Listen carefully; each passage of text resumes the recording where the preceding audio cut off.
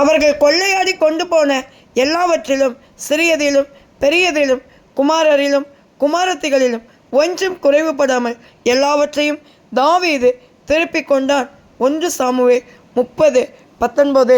எனக்கு அன்பான தேவ பிள்ளைகளே, இந்த நாளிலும் கூட கர்த்தர் நமக்கு கொடுக்கிறதான் வார்த்தை, ஒன்றும் குறைவுபடாமல் எல்லாவற்றையும் தாவீது திருப்பிக் கொண்டான்.